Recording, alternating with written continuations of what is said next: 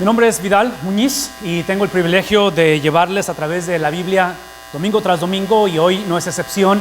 Si tienen una Biblia, vayan al libro de Isaías. Enfrente de ustedes hay Biblias, así que pueden tomarla de ahí, pero el libro de Isaías está básicamente a la mitad de la Biblia. Pueden ahí buscarlo, por favor, pero estamos en el capítulo número 6 básicamente de Isaías, y esto es lo que hemos hablado por ya 2 semanas, todo el verano, pero 2 semanas, que es donde ahorita estamos terminando lo que iniciamos la semana pasada. Pero hemos entrado en esta conversación de que le llamamos un mandato global, a world mandate. Y el mandato global tiene que ver con este énfasis que hemos hecho en misiones. Iniciamos la mitad del verano comisionando diferentes familias, individuos, parejas, y fueron literalmente a diferentes países a servir. Ya han regresado y hemos estado haciendo entrevistas domingo tras domingo. Esta mañana tomamos un espacio porque tenemos 2 entrevistas que vienen, una el próximo domingo y la otra el que sigue, para concluir nuestra semana de énfasis. Pero dentro de las cosas que hacemos como iglesia, que tiene que ver con las naciones, hacemos cosas locales también. Y parte de ello es el ministerio de nuestras damas. Ahí en sus boletines, voy a hacer referencia a esto ahorita, hay un anuncio que está ahí que tiene que ver con el recaudar útiles escolares. Cada año lo hacemos, y esto lo hacen nuestras damas, y lo que se le llama WMU, que son las siglas para este ministerio de damas. Entonces, en los pasillos de la iglesia los van a ver, hay unas cajas grandes que tienen ahí School Supply Drive, se dice en inglés, pero básicamente son los útiles escolares. Queremos invitarles a que consideren bendecir a alguno de nuestros chamacos en la comunidad. Estos útiles escolares se les llevan a una de las escuelas aquí en la comunidad, y se va a hacer, Dios mediante, el martes, si no me equivoco. Así es que tienen hoy, tienen para mañana. Si acaso no han colaborado con ello y quieren bendecir a alguien, pueden hacerlo, porque esos son eventos que estamos haciendo constantemente a través del año. El transcurso de esta semana hubo un evento o varios eventos que se llevaron a cabo en el mundo de los deportes. Y cuando hablo del mundo de los deportes, porque ustedes saben que somos una generación que los deportes moldean mucho la cultura en que vivimos. Y este evento que se llevó a cabo es el evento que se le conoce como The Undefeated. Este evento de Undefeated tiene que ver con varias de las agencias de deportes. Una de ellas es ESPN, que es la principal en nuestra nación o en el mundo de los deportes, donde ellos hicieron una reunión básicamente varios días de la semana, esta semana que terminó, que se le llamó The Undefeated, es el título de la reunión, donde se juntaron en un edificio comunitario que se llama YMCA, que es un tipo de Boys and Girls Club, donde hacen diferentes tipos de eventos comunitarios, y lo hicieron en un lugar que se llama Southside Chicago, en la ciudad de Chicago, Illinois, en la parte sur de la ciudad, porque ustedes han seguido las noticias. Esa ciudad ha sido afectada tremendamente por la violencia. En lo que va del año han tenido aproximadamente de 2.700, 2.500 enfrentaciones o confrontaciones en cuestión de violencia, donde básicamente violencia tiene que ver con uso de armas de alto poder. Ha habido mucha gente que ha muerto.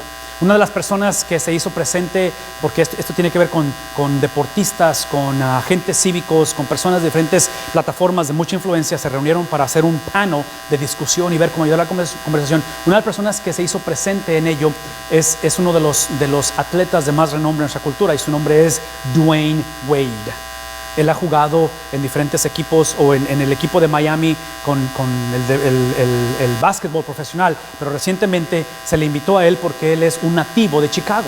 Entonces, estas personas que tienen muchos recursos, que tienen mucha influencia, que los jóvenes están escuchando la historia de ellos, que querían traerlo, lo trajeron para que dialogaran en esto, y tienen un panel, tienen mucha gente de la comunidad tratando de hablar de este problema, de la violencia, qué hacer en la ciudad de Chicago. Irónicamente, él habla, si no me equivoco, habló el miércoles. Él habló el miércoles en esta reunión. El jueves traen a su mamá para hablar, nativos de esa ciudad de Chicago, y la mamá es pastor en una de las iglesias. Entonces habla esta mamá de Dwayne Wade, y habla y también presenta los retos y habla de la necesidad que hay. Viernes, una prima de Dwayne Wade, sobrina de la pastora, yendo ella por la calle con sus hijos a la escuela, empieza la balacera. 2 individuos andan buscando un tercer individuo. Empieza la balacera y una de las balas perdidas le da en la cabeza. 34 años de edad, y muere la prima de Dwayne Wade. Irónicamente, el miércoles habló él en contra de este problema, de este cáncer de violencia. El jueves habló la tía de la muchacha, o la mamá de Dwayne Wade, que es pastora, y habla acerca de él. Inclusive compartió mensaje y está hablando de la necesidad de cambio, y el viernes muere la prima o la sobrina de ella.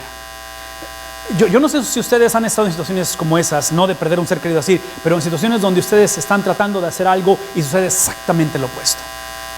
Donde ustedes están tratando de proclamar un mensaje o están tratando de traer algo que traiga un cierto despertar en la familia, en la comunidad, en los hijos, en el matrimonio, y tratan de despertar algo que crea cierta atracción con las cosas espirituales, y de repente ¡pum!, explota la bomba. ¿Les ha pasado eso? No sé si han estado ahí, no sé si vengan a una reunión como esta, en una situación como ella. Pero la pregunta es esto, porque el mandato es global. El mandato ha sido de que vayamos a las naciones a predicar el evangelio. La pregunta es cómo predicar el evangelio en momentos o en una cultura donde, querramos o no querramos, la formación o el concepto de Dios ya está definido.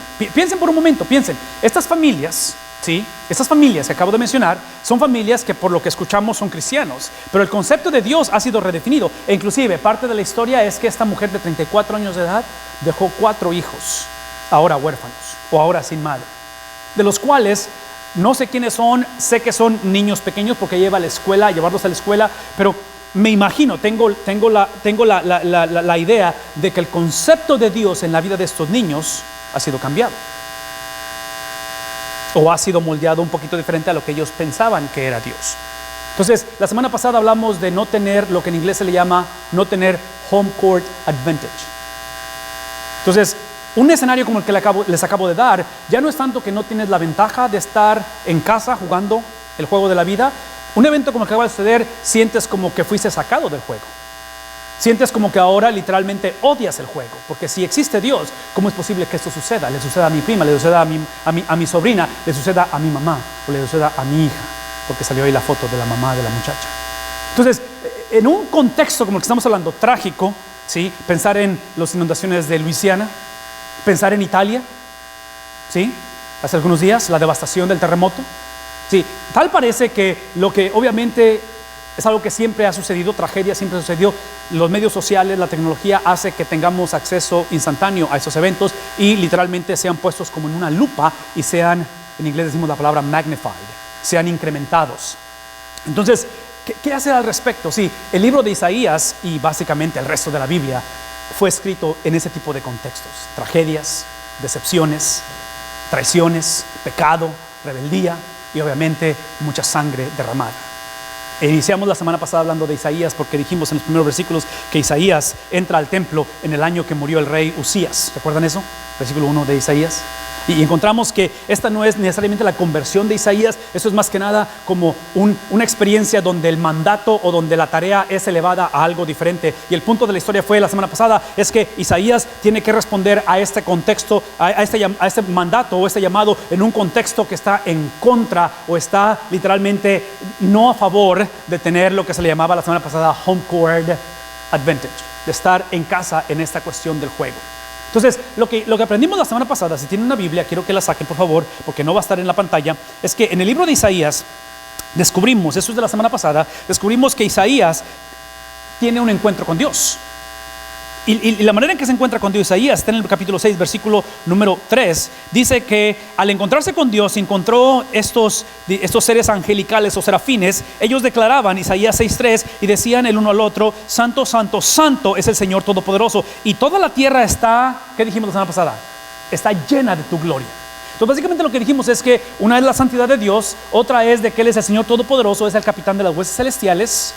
El capitán, dijimos la semana pasada que los equipos de fútbol americano cuando tienen 2 quarterbacks no tienen quarterback. ¿Sí? Están como los Cowboys ahorita. No les quise recordar, pero ya no tienen quarterback, ¿verdad? Pero la otra cosa es que la tierra está llena de su gloria. ¿Qué implica ello? Que la tierra está en su gloria porque hablamos del monoteísmo, de que un solo Dios puede llenar toda la tierra, de que no necesitas múltiples dioses o múltiples experiencias, es un solo Dios que en la tierra. Entonces dice el versículo número 4: al sonido de sus voces se estremecieron los umbrales de las puertas y el templo se llenó del humo, hablando de esta gloria de Dios. Versículo 5, entonces, vean lo que dice aquí. Entonces, versículo 5, es la semana pasada, yo grité. Una vez más, escuchen esto. Versículo 3, versículo 4 es entender quién es Dios. Dios es santo, Él es el capitán, no soy yo, y Él es el único Dios que tiene que ser adorado. El concepto de lo que Dios es. Cuando tú conoces el concepto de lo que Dios es, por favor escuchen esto, entonces entiendes quién eres tú. Una vez más, quién es Dios determina quién eres tú. ¿Qué implica ello? Que cuando no conoces quién es Dios, una de las tragedias de no saber quién es Dios es tener una imagen incompleta o corrupta o distorsionada de quién soy yo. ¿Sí? Una vez más, mi esencia no está definida por tragedias. Y yo sé que muchos hemos pasado por muchas tragedias. Mi esencia no está definida por lo que hice hace 1 año o 3 años o 5 años atrás. Mi esencia no está definida, esa es una discusión que podemos tener todo el santo día, no está definida mi esencia por mis preferencias sexuales. ¿Saben a dónde va eso, verdad? Las inclinaciones, mis preferencias. Si yo como hombre deseo relación con otro hombre, ¿sí? Esos deseos que pueden ser genuinos, malos pero genuinos, véanme tantito, no definen quién soy. ¿Qué significa ello? Que mis deseos no son lo que determinan mis acciones. Si mi problema con el homosexualismo para mí no es que la gente sienta el deseo por una persona del mismo sexo. ¿Saben cuál es mi problema con el homosexualismo? Es de que sienten o de que piensan que tienen que actuar lo que sienten. Ese es mi problema. Entonces hasta cierta manera puedo entender que te atraiga el mismo sexo. Está mal, lo puedo entender, pero eso no implica que tienes que actuar basado en lo que sientes. ¿Sí me explico? Entonces, nadie define lo que soy a menos que sea Dios. Pero para ello tengo que entender quién es Dios. Isaías, Él es santo, santo, santo. Él es el capitán de las huestes celestiales y Él es el que llena toda la tierra. Entonces, vean cómo eso define quién es Él. Versículo número 5. La definición de Isaías dice, después de que otra vez se estremecen los umbrales de las puertas y el templo se llena del humo o de la presencia de Dios, entonces, versículo 5, entonces grité, ay de mí. En inglés es la palabra woe of me. Ay de mí, estoy emproblemado, estoy en una situación muy trágica. ¿Por qué?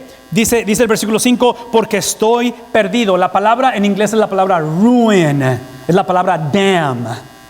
Soy maldecido. Y la semana pasada les ilustré esto con las fotos que tomamos cuando estuvimos en Nueva York y fuimos a lo que es Ground Zero. Los edificios de las Torres Gemelas, ¿recuerdan? Fueron destruidos. Es el concepto de decir estoy arruinado, estoy perdido. Y aquí está la razón, dice el versículo 5, porque soy un hombre de labios impuros o de labios de iniquidad. Es irónico que está hablando de sus labios, porque recuerden cuál es su oficio, cuál es su vocación. Él es un profeta. Y como profeta, ¿qué es lo que tiene que hacer? Tiene que hablar. Entonces está diciendo Isaías, está implicando esto, de que en el momento en que yo descubro quién es Dios, santo, santo, santo, Él es aquel que Él es el capitán, no soy yo, es aquel que su gloria llena la tierra. Sí, Él se da cuenta que la manera de encarar un mundo que está de cabeza, una situación en casa que está de cabeza, una situación en mi corazón que está de cabeza y no sé ni cómo navegar esta situación o esta tragedia, no inicia con mis habilidades. Porque al parecer sus habilidades como profeta, que es el llamado, tiene labios impuros. ¿Sí? Tiene labios impuros. Nada en contra de las habilidades que tenemos, pero las habilidades simplemente son vehículos para declarar la grandeza de Dios. Vean lo que dice más adelante. Dice, tengo labios impuros y vivo en medio de un pueblo de labios, y usa la palabra blasfemos en mi traducción, de tal manera que termina diciendo, y no obstante, aquí está el problema más grande, mis ojos han visto al Rey, el Señor Todopoderoso. Entonces, otra vez, ¿qué hacer en momentos como los que está atravesando esta familia en Chicago? ¿Qué hacer en momentos cuando estamos en condiciones que nunca pensábamos que íbamos a estar? ¿Cómo comunicar un evangelio a una cultura, a una generación que antes venían a la iglesia, ahora se han alejado de Dios y no quieren saber nada de Dios? Antes creían en Dios, ahora no saben lo que creen. ¿Cómo hacer esto? Bueno, otra vez, la imagen de Dios, mi imagen. ¿Quién es Dios? ¿Quién soy yo? Cuando eso sucede, vean cómo describe Isaías el versículo 6, que describe este acontecimiento. Estas dos experiencias de saber y abrazar quién es Dios y entender quién soy yo, producen algo que automáticamente tiene que transformar nuestro concepto de cómo adoramos a Dios. Es en ese momento, dice Isaías, ya que entendí quién es Dios, santo, santo, santo, ya que entendí que Él es el capitán de las huestes, Él es el que va por delante, ya entendí que su gloria llena toda la tierra, y ya entendí que yo estoy literalmente arruinado, soy maldito, mis labios son inmundos, entiendo que hubo con gente que literalmente no buscamos a Dios. Es entonces que Él dice, en ese momento vuela o voló hacia mí uno de los serafines, uno de esos seres celestiales, de tal manera que Él traía en su mano, ese serafín, traía en su mano ¿qué cosa? Una brasa. Sí, la próxima vez que prendan el carbón y empiecen a asar para ver a sus Cowboys sin Tony Romo, ¿sí?, jugar, cuando prendan, imagínense uno de esos carbones de fuego, ¿sí?, que lo toma este serafín y se lo trae a Isaías con unas tenazas, y dice que esta experiencia o esta brasa que trae, la tomó ¿de dónde? ¿Qué es la última palabra en el versículo? La tomó del altar. Entonces, aquí está el punto, por favor. La semana pasada les dije que tuvieran cuidado de no tomar versículos como estos y enamorarse o enfocarse en esta experiencia de un ser celestial, de un ángel, y enfatizar esta cuestión de la visión en el sentido de que queremos formar una teología de cómo es el mundo invisible. Yo pienso que la Biblia habla suficiente acerca de esto, pero literalmente para mí el enfoque de este versículo, que pienso que es lo que se está tratando de decir, es la última palabra del versículo, es la palabra altar. Porque ustedes recuerdan, Isaías está en el templo. ¿Recuerdan eso? Ese es el templo que Salomón había construido cientos de años atrás. Saúl, David, Salomón construye el templo. El reino se divide. ¿Recuerdan que les dije esto la semana pasada? Se divide, reino del norte, reino del sur. Las 12 tribus se dividen y quedan 10 en el norte. La capital de esas 10 tribus juntas, que es el pueblo de Israel, o la nación de Israel, su capital es Samaria. Y en unos cuantos años desde este momento, lo que estamos leyendo, Isaías capítulo 6, van a venir los asirios y van a destruir la capital o Samaria, la van a aniquilar, y por su pecado, porque es un pueblo que tiene labios inmundos. Isaías está en el sur, hablando a las 2 tribus del sur, Benjamín y Judá. La capital del reino del sur es Jerusalén, donde está el templo. E Isaías está diciéndoles, hey, vean a sus hermanos cómo viven sin Dios, sin adorar a Dios, y lo que está por suceder a ellos les va a suceder a ustedes. Como 150 años después, más adelante, el año 586, los babilonios, los caldeos vienen, y dice el libro de Daniel, el capítulo 1, versículo 1, que estando Nabucodonosor como el rey de Babilonia, ¿qué hizo a la ciudad de Jerusalén? La sitió o la rodeó. Es lo que estamos hablando aquí, 150 años después. ¿Qué es lo que estoy tratando de decir aquí? Escuchen esto, que en el momento en que tú describes o tú entiendes quién es Dios, Él es santo, santo, santo, es el Dios todopoderoso, y la tierra está llena de su presencia, entiendes que tú y yo estamos arruinados, que tú y yo tenemos labios inmundos, que vivimos en una generación con labios inmundos. Vean lo que sucede automáticamente. Automáticamente el Señor provee lo que se le llama una experiencia de redención, el altar. El lugar donde hay un sacrificio para redención de pecados, de tal manera que eso tiene que ser descrito en sus hojitas, donde el énfasis no esté tanto en el cielo, pero esté más que nada en la tierra, donde entendamos que esta redención no es simplemente futura, cuando Cristo regrese y enderece todas las veredas y se acabe esta violencia de la que estamos hablando, que toda sanidad se lleve completo y seamos completos, de que no más sufrimiento, no más llanto, no más dolor. Todo eso es importante y va a suceder en su tiempo, pero el mensaje de Isaías es redención en este momento también. El mensaje de Isaías es que si entendemos quién es Dios y entendemos quién soy yo o quiénes somos nosotros, por favor escuchen esto, esta combinación de entender quién es Dios, santo, santo, santo, Jehová de los ejércitos, la tierra está llena de tu gloria, y entender quién soy yo, esto trae el cielo a la tierra. Yo estoy a favor de que vayamos al cielo, y espero que esta mañana tengas la certeza que vas a ir al cielo, pero viendo la condición de nuestro mundo, yo argumentaría que el mandato de la iglesia es traer el cielo a la tierra. ¿Qué significa ello? Implica esta experiencia de que, escuchen lo que voy a decir. Años atrás, evangelizar o presentar la palabra de Dios era decir esto. Aquí está la clase. Si ustedes son visitantes esta mañana, les estoy dando información que es, como quien dice, detrás del escenario. Acá los estoy invitando a una conversación en la cocina, ya no en la sala, pero en la cocina, en nivel de iglesia. Antes, o típicamente decíamos, la gente decíamos, hey, si tú fueras a morir este día, tienes la plena certidumbre que entrarías al cielo. Típicamente así presentábamos el Evangelio, de lo cual yo pienso que también es efectivo y no estoy en contra de ello, pero ¿saben cuál es la realidad hoy en día, especialmente en la generación que vivimos? Piensen en los 4 hijos de esta mujer que acaban de perder a su mamá trágicamente.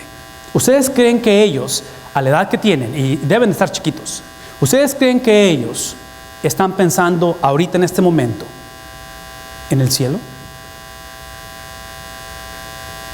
¿Creen ustedes que ellos están diciendo, bueno, nada más ahorita hay que aguantar aquí esta situación, esta tragedia, pero un día Cristo va a redimir? Sí, va a suceder, pero ¿saben cuál es lo que están pensando ellos? Ellos quieren encontrar significado en la tierra. Quieren respuestas a su tragedia. ¿Sí me explico? Entonces, cuando hablamos de ese evangelismo, sí habla de un cielo, pero tengamos cuidado de no enfatizar el cielo a expensas de la tierra. No enfatizar el cielo en un concepto de que ahorita nada más hay que tolerarnos, hay que aguantar porque es un mundo corrupto, porque es un mundo en decadencia, porque hay mucho sufrimiento. Todo eso existe y aquí está el punto. En el Salmo 23, David habla y dice, Jehová es mi... Si Jehová es mi pastor, Salmo 23, eso implica que Él es el que guía, porque yo soy una oveja, Él es pastor. Y las ovejas típicamente, las ovejas tienen una característica de que simplemente no saben lo que están haciendo. Es nuestra historia, ¿no es cierto? Y dice David, Él es mi pastor, nada me faltará, y habla de que Él guía. Escuchen esto, el mismo Salmo 23 dice que aun cuando el pastor guía, su guianza, su camino, de acuerdo al Salmo 23, incluye pasar por el valle de sombra y de muerte. ¿Sí? Está incluido. Eso implica que si Dios es tu pastor, si esta mañana tú decides seguir a Dios, comunicarte con Dios, reconocer quién es Dios, entender quién eres tú, eso no implica que vas a estar exento de pasar por el valle de sombra y de muerte. Todo lo que implica es que tu vara y tu callado, ¿qué dice? Sí, y tu presencia estará con quién. El punto aquí es este: la victoria del cristiano eventualmente es el cielo y creemos en el cielo, pero la victoria del cristiano es que cuando estamos en la tierra y pasamos por el valle de sombra y de muerte, la victoria no es que salimos adelante o triunfamos al final. La victoria no es que tenemos un final bonito. Inclusive la semana pasada les expliqué cada uno de esos profetas que estamos hablando, cuál es el final de ellos. ¿Cómo terminan estos profetas? No terminan con un avivamiento en la tierra y se hace la mega iglesia y los superministerios y todos los siguen en Facebook y en Twitter a ellos. ¿Cómo terminan estos profetas? Literalmente siendo despreciados y eventualmente matados. Entonces, ¿qué es el punto de la historia? El punto de la historia es que al final no es que tú y yo salimos triunfantes del valle de sombra y de muerte. ¿Saben cuál es el triunfo de la historia? Es que Dios camina con nosotros, independientemente de qué tan profundo sea ese valle. Y esa es mi invitación esta mañana. Conocemos al Dios que camina con nosotros, de tal manera que termina diciendo Isaías, con esa experiencia de esta piedra esta brasa que está ardiendo, el ser angelical toca mis labios y me dice, hablándole a Isaías, mira, esto ha tocado tus labios y tu maldad. ¿Qué ha pasado con tu maldad? Maldad que Isaías reconoció cuando se encontró con Dios. El punto aquí es Dios, ¿verdad? Reconoció la santidad de Dios, la grandeza de Dios, reconociste quién es Dios y tu maldad ha sido borrada. ¿Y tu pecado qué cosa?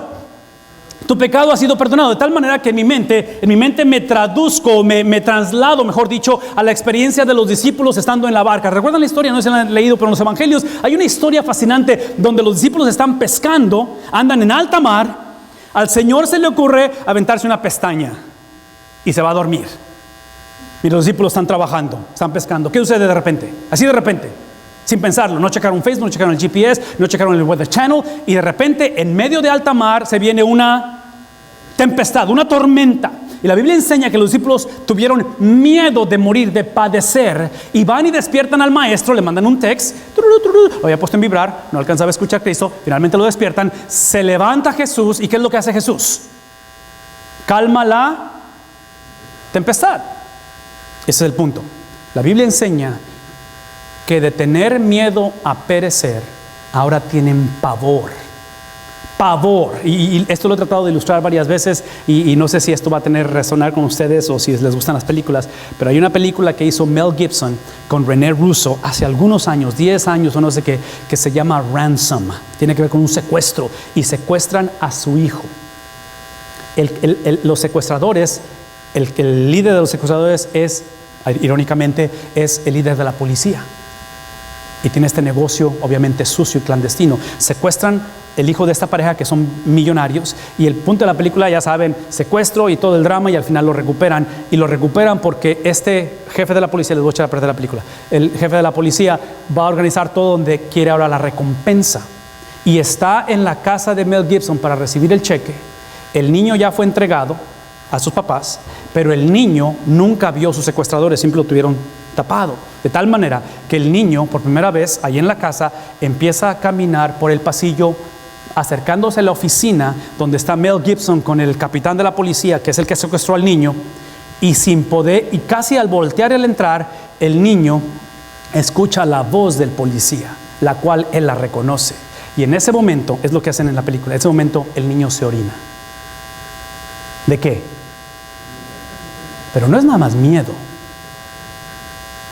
Sí, ustedes y yo conocemos el miedo. Esto no es miedo, esto es un pavor, es algo que te estremece, es algo que te controla. ¿Sí me explico? Eso es lo que sucede en la cuestión de los discípulos cuando ven a Jesús calmar la tempestad, que Pedro se postra, y eso es lo que dice Pedro: ¿quién es este que aún los vientos, qué dice?, le obedecen? ¿Qué es el punto de la historia? Escuchen por favor. El punto de la historia es que en momentos como estos, cuando Isaías se encuentra con la gloria de Dios, cuando Isaías entiende quién es Dios y entra en él ese temor a Dios de reverencia, es que él entiende quién es, de tal manera que en ese contexto de temor a Dios, en lugar de simplemente ver a Dios como el que es mi 911, que nada más le hablo cuando lo necesito, es el Dios que no importa lo que haga, como quiera me perdona. ¿Sí me explico? Es el Dios que, pues sí, pero yo sé, y empezamos a hacer un montón de conjeturas. Si ese es el Dios que es santo, es el Dios que en un momento dado es aquel que a través de su altar, de su sacrificio, Él ha provisto algo que toca nuestros labios, y Él ha pagado el precio de que ha borrado la maldad. Es el Dios que no tiene lapsos en su mente, que se le olviden las cosas, pero ha hecho un compromiso de olvidar nuestros pecados. Sí, por favor escuchen esto. Sí, en este momento, aquí en esta reunión ahorita, tenemos dos tipos de personas. Todos calificamos en dos tipos de personas. Tenemos el tipo de personas que han sido perdonados o hemos sido perdonados. Véanme dentro. Hemos sido perdonados, pero no sentimos que hemos sido perdonados. ¿Y qué es lo que típicamente hacemos? Cuando hemos sido perdonados, porque hemos confesado nuestro pecado, pero no nos sentimos perdonados, típicamente lo que hacemos es que volvemos a confesar el mismo pecado. Y otra vez lo confesamos. Y no nos sentimos que nos ha perdonado Dios. Pero, sí, mi sugerencia, si ese es tu caso, si estás aquí y no sientes que has sido perdonado, aunque has sido perdonado, es que le pidas perdón a Dios una vez más. No por el pecado que sientes que no has sido perdonado, pero quiero que le pidas perdón por incredulidad. Porque estás literalmente adorando tu incredulidad o tus sentimientos. El otro lado de la moneda es aquellos que se sienten perdonados, pero no han sido perdonados. Es el tipo de persona que dice: todo el mundo lo hace. La clásica es: mi vida, a nadie tiene que importarle. La clásica es, en inglés es none of your business. ¿Sí me explico? ¿Quién eres tú para juzgarme? La clásica que ven las partes de atrás de los carros, y si ustedes lo ven en el carro, no se ofendan, pero estoy por describirla. La clásica: solo Dios me juzga. ¿Han escuchado esa frase? ¿Solo Dios me juzga? No es bíblico, eso no es cierto. Eso no es cierto. Porque entendemos este principio de que muchos hemos sido perdonados, no nos sentimos perdonados. Muchos nos sentimos perdonados y literalmente nos importa muy poco lo que hacemos, porque creemos que Dios como quiera al final nos va a dejar a todos entrar al cielo. ¿No es lo que muchos pensamos? De que realmente esta cuestión de que alguien va al infierno es un mito. Eso no es cierto. Sí, la Biblia enseña que la maldad de Isaías ha sido borrada y que su pecado ha sido perdonado. En sus hojas quiero que pongan lo siguiente. Quiero que pongan que en este caso hablamos de que el pasado ha sido liberado, ha sido arreglado, ha sido restaurado, porque Dios nos ha perdonado.